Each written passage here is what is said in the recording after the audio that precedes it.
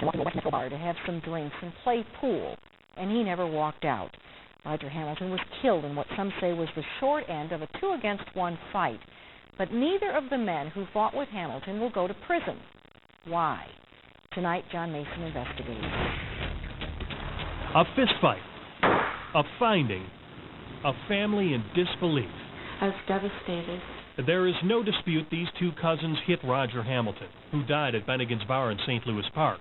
No dispute that nobody wanted this to happen. But there is strong disagreement whether justice has been served. I'd like to see some kind of punishment, I mean. But that's not likely. December 2003.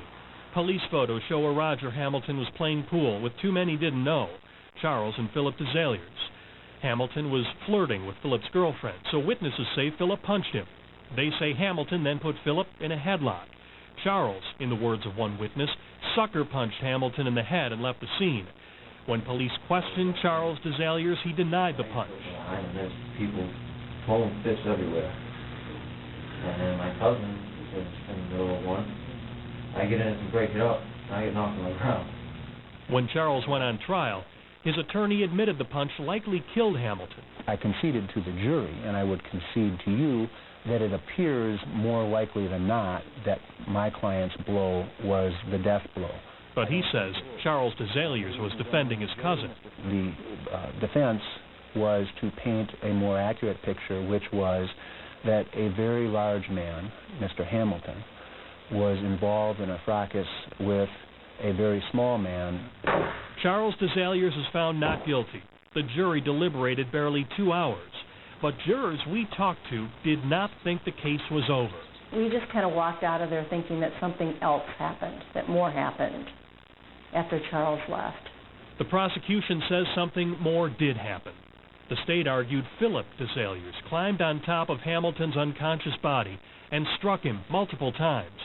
Juror Diane Strelo believed Philip would be held accountable, but he won't.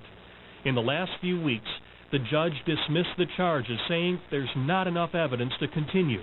That was very much a surprise.